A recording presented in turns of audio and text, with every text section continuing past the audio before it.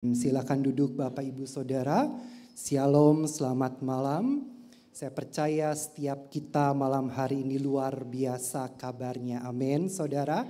Sebab kita punya Allah yang begitu luar biasa. Malam hari ini kita akan merenungkan firman Tuhan. Saya beri tema umat yang layak bagi Tuhan. Kita harus mempersiapkan seluruh keberadaan hidup kita untuk kita boleh menyambut kedatangan Tuhan kali yang kedua. Oleh sebab itu kita akan buka satu kitab dari Lukas pasal pertama ayat 14 sampai ayat yang ke-17. Lukas pasal 1 ayat 14 sampai ayat yang ke-17. Kita akan baca bergantian Bapak Ibu Saudara. Saya akan bacakan ayat yang genap, Bapak Ibu Saudara bersama-sama bacakan ayat yang ganjil. Ayat 14 dikatakan, engkau akan bersukacita dan bergembira, bahkan banyak orang akan bersukacita atas kelahirannya itu. Ayat 15.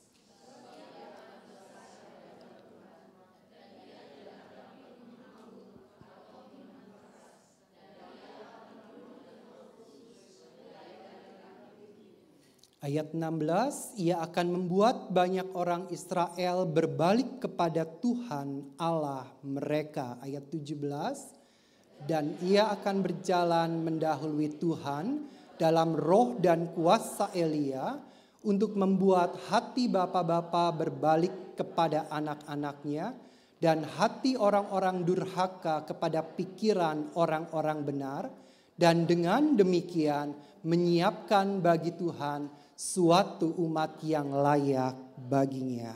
Amin. Kalau Bapak Ibu membaca dari kitab ini, Lukas pasal 1 ayat 14 sampai 17, perikopnya itu dituliskan tentang pemberitaan mengenai kelahiran Yohanes. Nah, kisah Yohanes Pembaptis yang akan dilahirkan dengan satu tugas, panggilan khusus, yaitu menyiapkan bagi Tuhan suatu umat yang layak baginya. Artinya Yohanes memiliki satu tugas untuk mempersiapkan umat yang siap menyambut kedatangannya. Kita percaya bahwa Tuhan Yesus segera datang. Amin, saudara.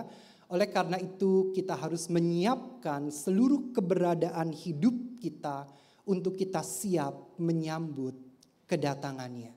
Kita yakin dan percaya untuk menyambut kedatangan Tuhan Yesus, kita perlu menyiapkan hati kita, jiwa kita, roh kita, pikiran kita, seluruh keberadaan dalam hidup kita, kita harus siapkan sebaik-baiknya.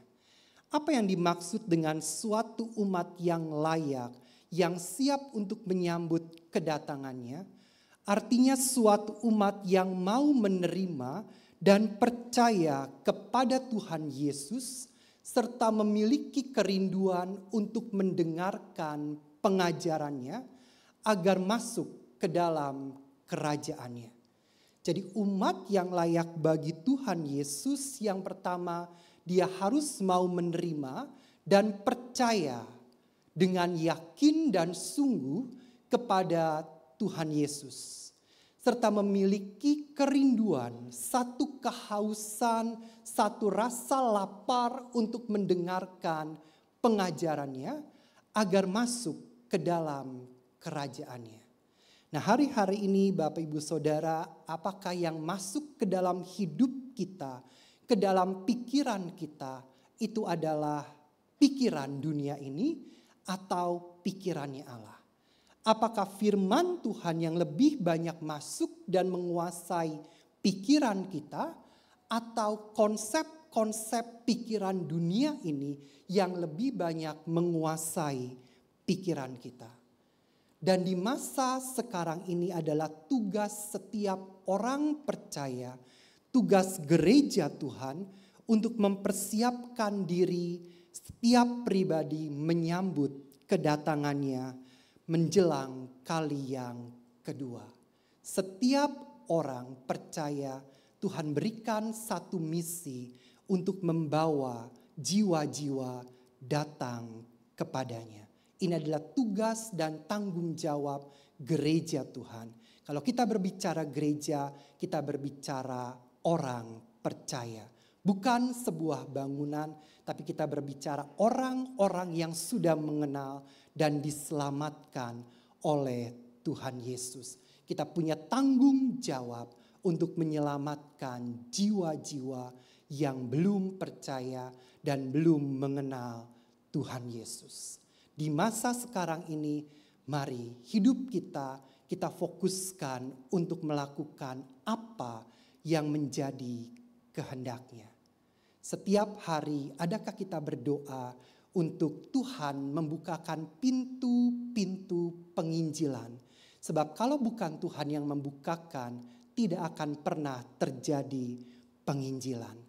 Tuhan yang membukakan pintu-pintu penginjilan dan kita meresponi apa yang Tuhan kerjakan.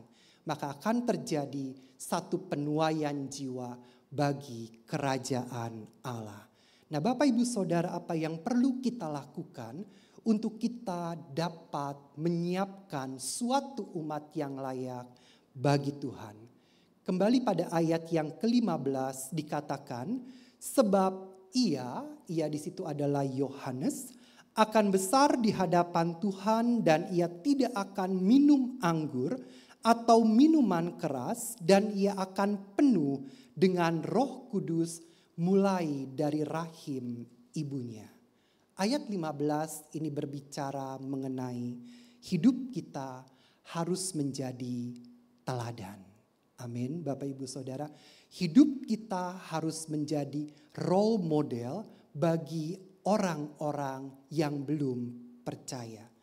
Bukankah saudara dan saya adalah kitab yang terbuka, saksi Kristus yang siap untuk memberitakan Injilnya?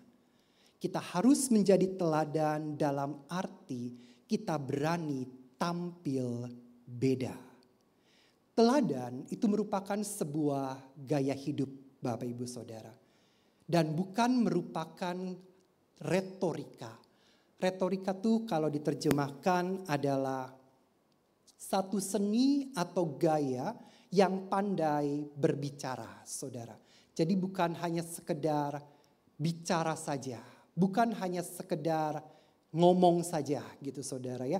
Harus menjadi teladan, harus menjadi teladan. Tapi lebih dari itu, kita harus menjadikan diri kita sendiri itu teladan, saudara. Di kantor di mana saya bekerja, saudara, dunia sekuler saja menganut sistem ini, saudara. Di kantor itu ada satu cermin, saudara, di pintu masuk. Begitu masuk kantor itu ada satu cermin yang cukup besar. Dan situ ditulis satu quote dalam bahasa Inggris, saudara. Kalau diterjemahkan kira-kira begini. Orang tua dan guru itu adalah teladan. Jadi kalau saya melihat tulisan itu, saudara, saya tuh menjadi termotivasi, saudara ya. Artinya ketika saya bekerja di dalam kantor, saudara, karena ada tulisan itu saya ingat, saudara, bahwa apa yang saya lakukan itu harus menjadi teladan, saudara. Bagaimana cara saya bekerja, bagaimana cara saya mengatur waktu di dalam bekerja, bagaimana cara saya memanage waktu dari jam 9 sampai jam 5 itu bisa optimal, saudara. Karena kembali kepada satu statement itu, orang tua dan guru itu adalah role model, saudara. Kalau ini tidak menjadi role model, kalau role modelnya rusak, saudara, bisa dibayangkan murid-murid yang diajar oleh guru-guru di dalam tempat saya bekerja. Oleh sebab itu Tuhan ingatkan malam hari ini kita harus menjadi teladan. Dan teladan itu berbicara gaya hidup kita. Bukan sebuah retorika yang hanya sekedar bisa bicara tanpa ada action, tanpa ada perbuatan. Jadi bukan NATO begitu saudara ya. No action, talk only gitu saudara. Hanya ngomong tapi tidak ada actionnya saudara. Roma pasal 12 ayat 2 berkata, janganlah kamu menjadi serupa dengan dunia ini, tetapi berubahlah oleh pembaharuan budimu, sehingga kamu dapat membedakan manakah kehendak Allah, apa yang baik, yang berkenan kepada Allah, dan yang sempurna. Di terjemahan yang lain itu dikatakan, janganlah kamu mengikuti norma-norma dunia ini dan segala aturan yang ada di dalamnya. Nah, kalau dikatakan janganlah kamu mengikuti norma-norma dunia ini dan segala aturan yang ada di dalamnya, berarti Tuhan ingatkan bagi kita bahwa kita harus sadar bahwa sistem dunia ini itu jahat, saudara. Dan siapa yang menguasai dunia ini, saudara? Iblis, saudara. Karena dunia ini sedang lenyap dengan segala keinginannya. Jadi kalau saudara ditanya siapa yang menguasai dunia ini, jangan Tuhan Yesus, saudara ya, tapi iblis. Itu sebabnya ayat tadi berkata janganlah kamu menjadi serupa dengan dunia ini. Sebab dunia ini, sistem yang ada di dalamnya itu berada di bawah pemerintahan iblis. Sementara kita itu berasal dari Allah, saudara. Kita bukan berasal dari dunia ini. Memang kita masih hidup di dunia ini, tapi kita bukan berasal dari dunia ini. Kita berasal dari Allah. Sebab seluruh dunia berada di bawah kuasa si jahat. Kalau saudara baca dalam 1 Yohanes 5 ayat 19. Oleh sebab itu pikiran kita pun harus diselaraskan dengan caranya Tuhan. Nah, bagaimana kita menyelaraskan pikiran kita dengan pikirannya Tuhan? Kita tidak akan bisa menyamai pikiran Tuhan. Tapi paling tidak kita menyelaraskan apa yang Tuhan pikirkan dan apa yang kita pikirkan, saudara. Karena Tuhan tuh jauh luar biasa melebihi segala apapun juga. Paling tidak kita bisa menyelaraskan pikiran kita dengan pikiran Allah. Caranya tidak ada yang lain selain kita membaca dan merenungkan firman Tuhan.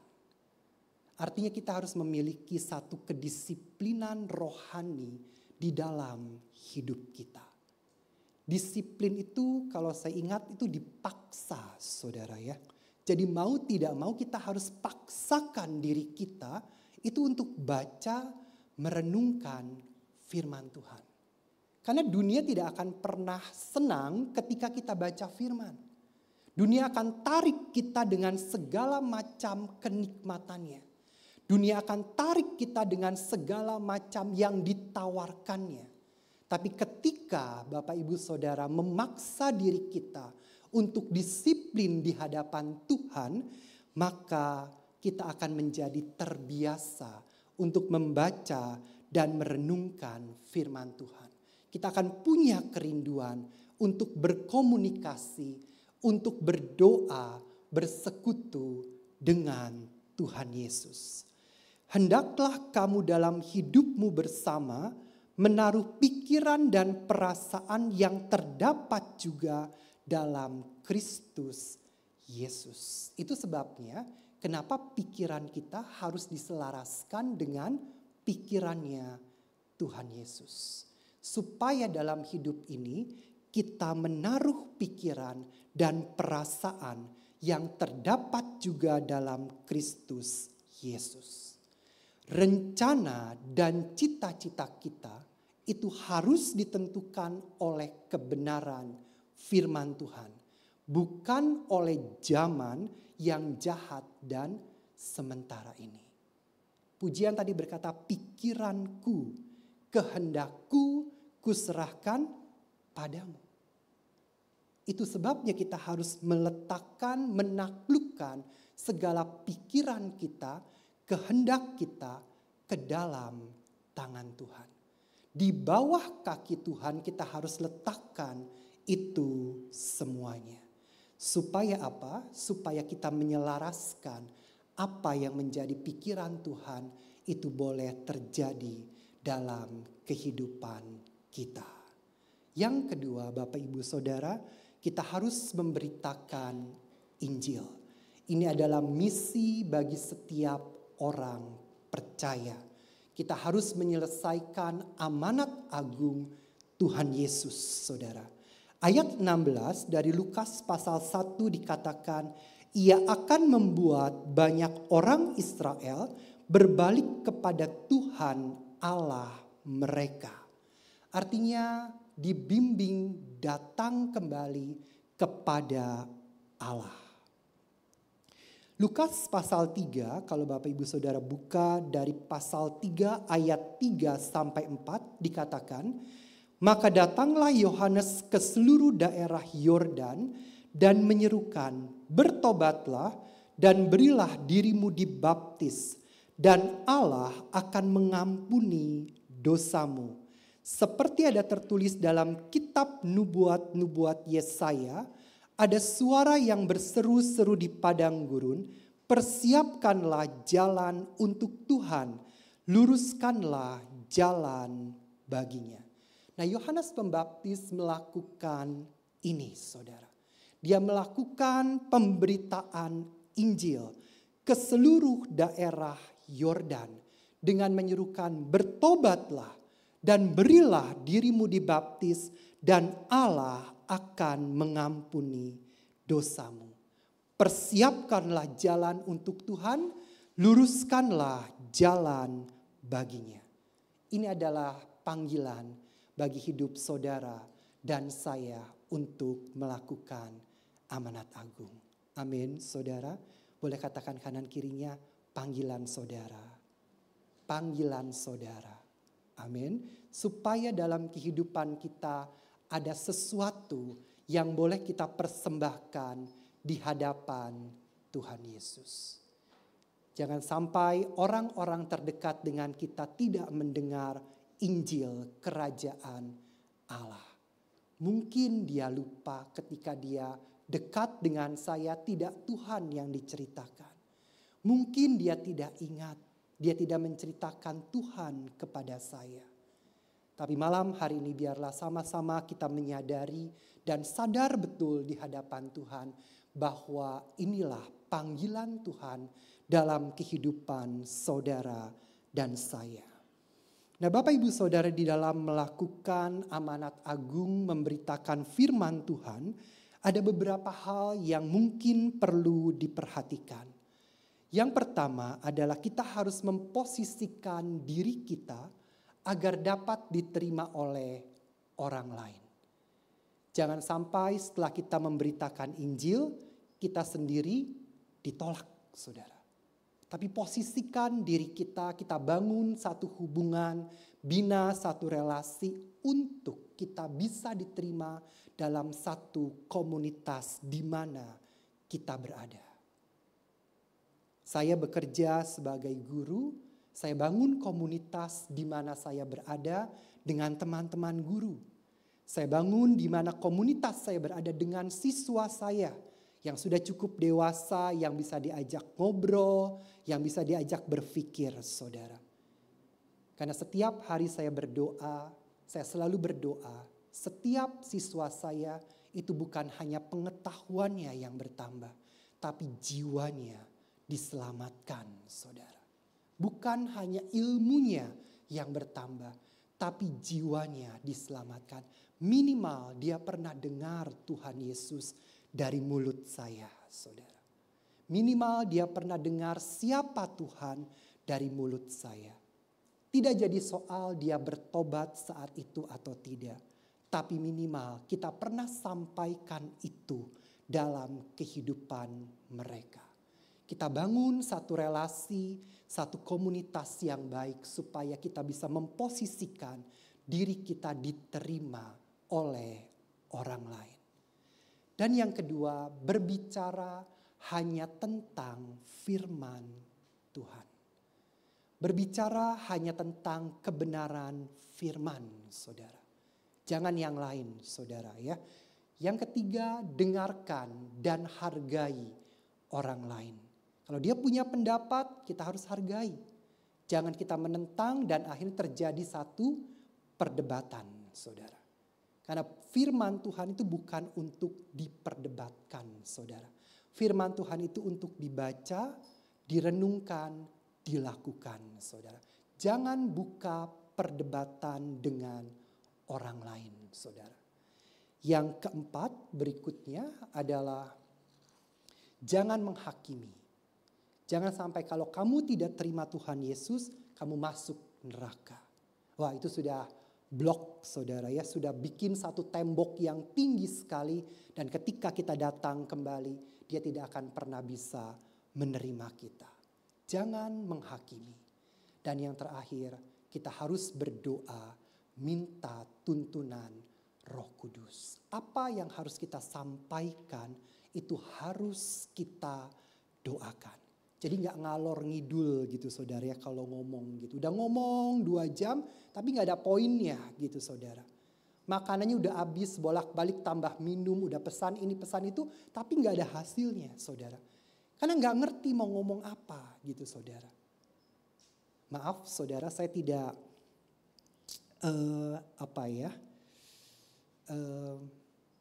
membicarakan agen asuransi.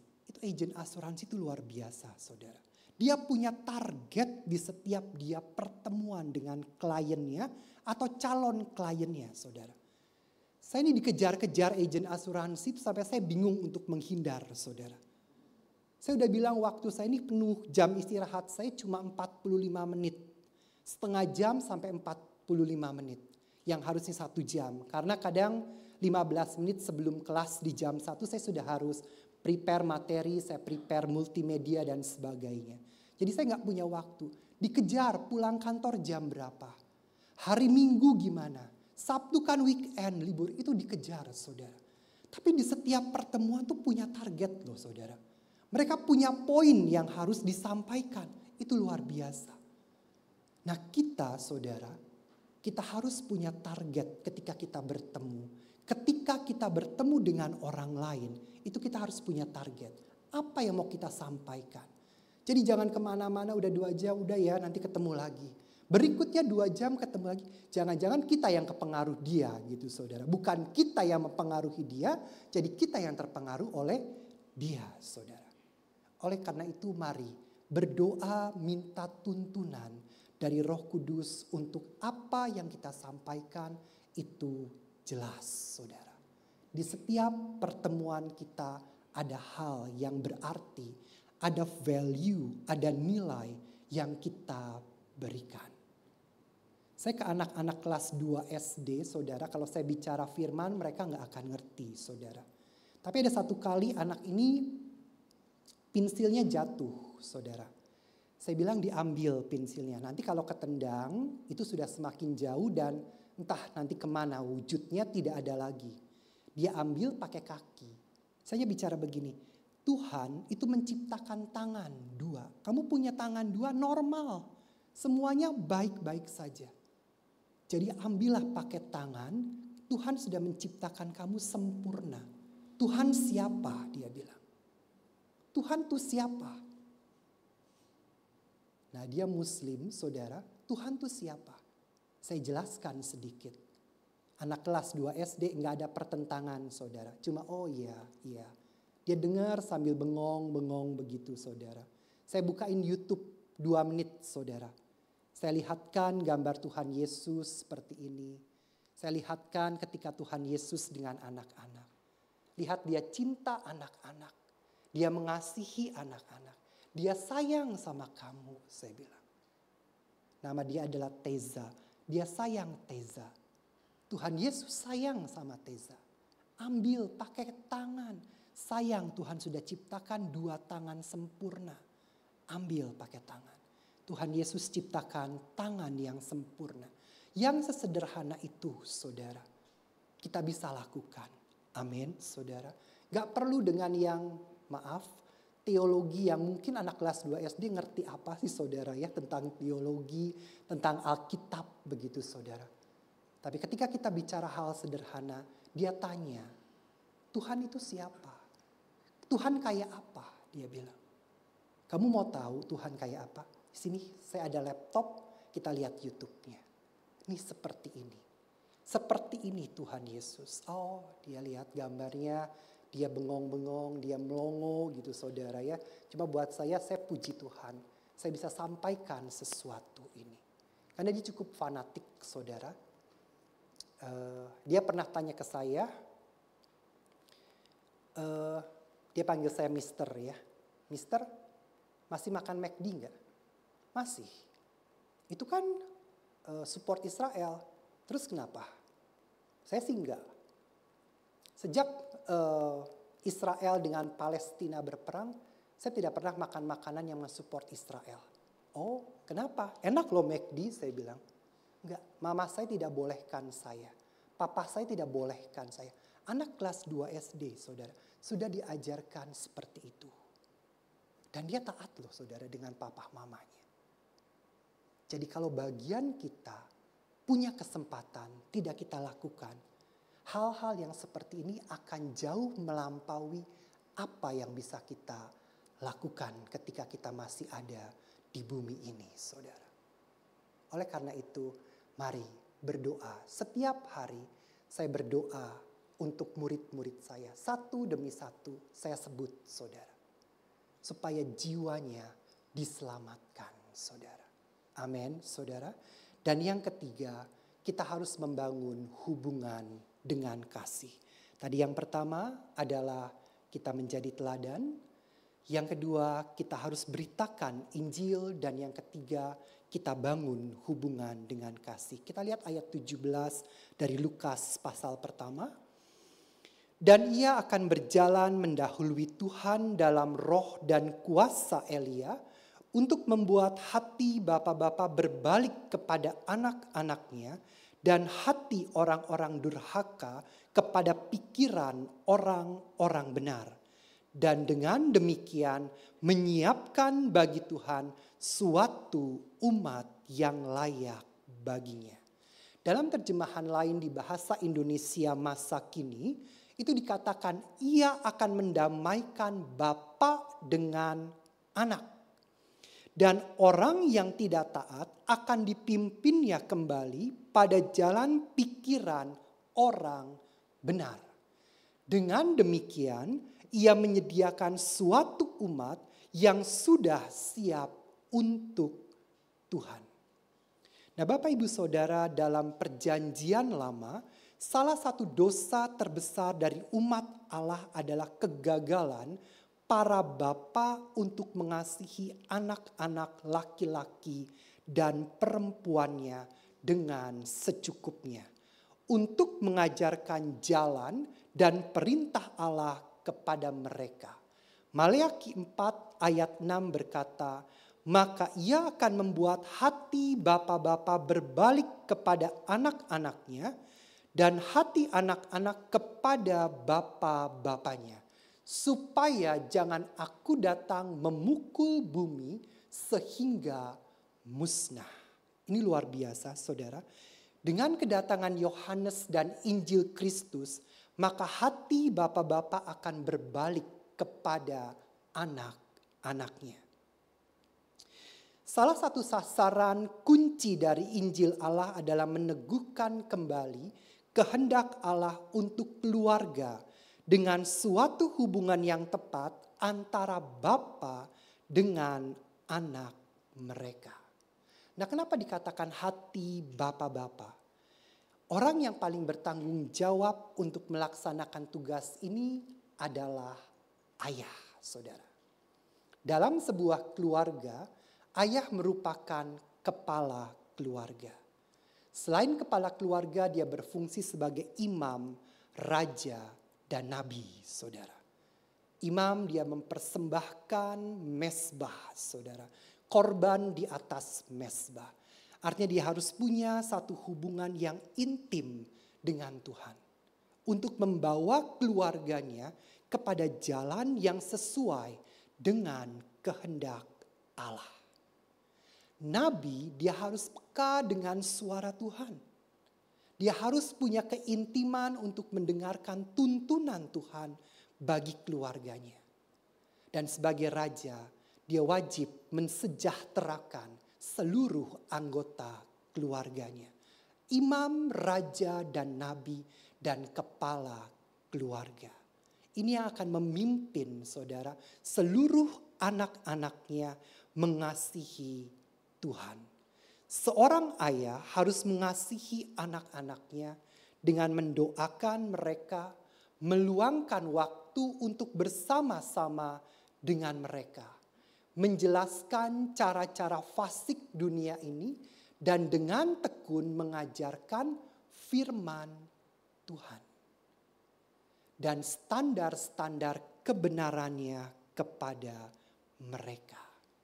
Jadi bukan tugas ibu, saudara, bukan tugas istri, tapi kepala keluarga ini yang memiliki satu peranan untuk membawa hati anak-anak berbalik, saudara. Hati bapak-bapak berbalik kepada anak-anaknya. Dan pikiran orang-orang durhaka kepada pikiran orang-orang benar.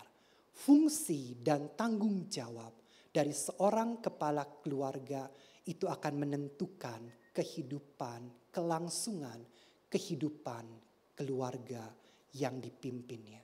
Seperti apa pola kepemimpinannya, seperti itulah hasil atau output dari seluruh anggota keluarganya.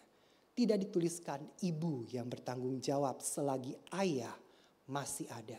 Karena itu adalah peranan dari seorang kepala keluarga di dalam sebuah rumah tangga.